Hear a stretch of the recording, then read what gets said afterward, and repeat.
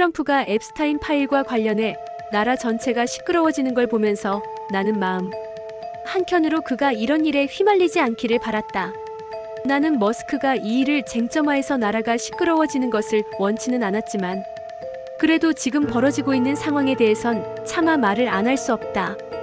처음엔 그냥 조용히 있으려 했지만 이 이야기는 자꾸만 마음속에서 스멀스멀 올라온다. 정치, 세계 정세라는 건 음모와 비밀이 넘쳐나는 혼돈의 세계다. 그래서일까 더욱더 죄짓고는 살면 안 된다는 말을 새삼절절히 느낀다.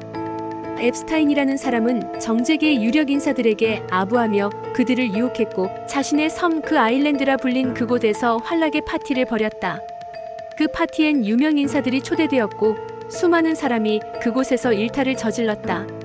사람이란 존재는 참 나약하다. 돈이 많고 인생에서 할 수 있는 걸 다 해본 사람일수록 이런 유혹에 더 쉽게 빠진다.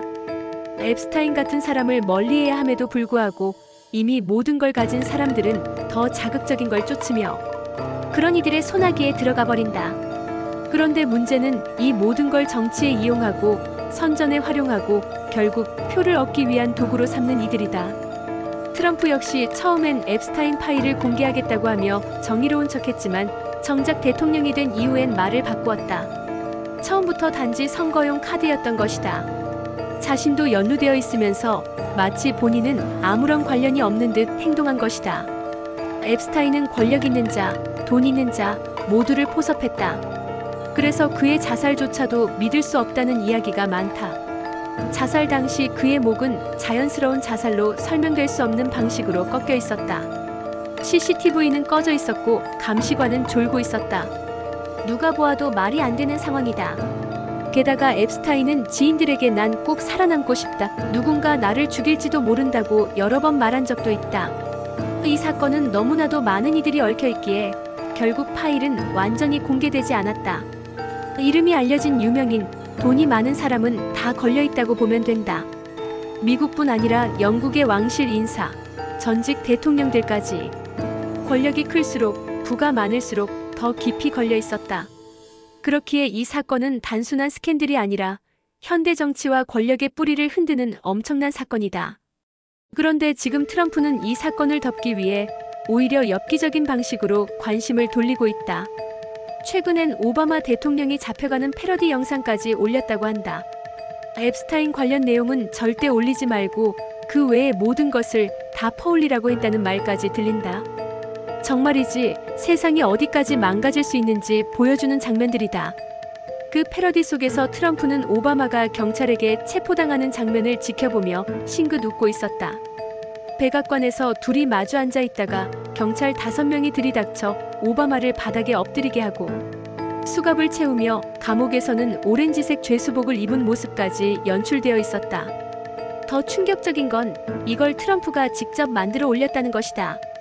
한 나라의 전직 대통령이 직접 또 다른 전직 대통령을 이런 방식으로 모욕하는 패러디를 만든다니.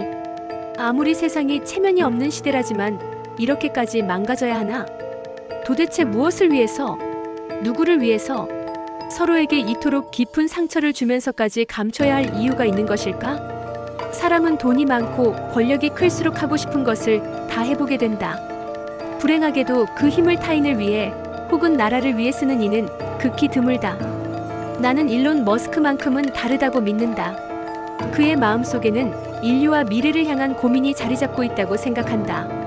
하지만 대부분의 사람들은 돈과 권력이 생기면 이상하게도 자기 향락에 그것을 쏟는다.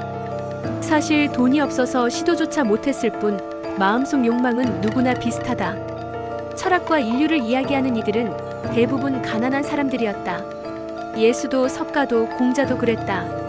그들은 가진 것이 없기에 마음과 뜻으로 인류를 구하고자 했다. 그런데 돈을 추종하는 다수는 돈이 생기면 더 이상 고귀한 이상을 이야기하지 않는다. 하고 싶은 건 다 해봤고 더 자극적인 것을 찾는다. 그래서 결국 도달하는 곳이 금기를 넘는 곳이다. 그 끝에는 소화성애가 있다. 충격적이지만 우리는 그 현실을 외면해선 안 된다. 가장 순수한 존재인 어린아이들이 무참히 짓밟힌다. 살아있지만 살아있는 고통을 겪는다. 이건 살인과 다름없다. 작은 탈선도 가볍게 넘어가선 안 된다. 작은 일탈이 결국 인류의 미래를 위협할 수 있다. 소화성에는 단순한 일탈이 아니라 인간성과 문명의 붕괴다. 지금 내가 사는 곳, 미국에서도 자주 앰버 얼러트가 울린다. 아이 실종, 납치 경보다. 심지어 백인 부촌에서도 일어난다. 아름답고 평화로운 동네에서 벌어지는 일이다. 이건 일부 나쁜 사람들만의 문제가 아니다. 전 사회적인 병폐다. 딸이 있는 부모는 더더욱 경계해야 한다. 아들도 예외는 아니다.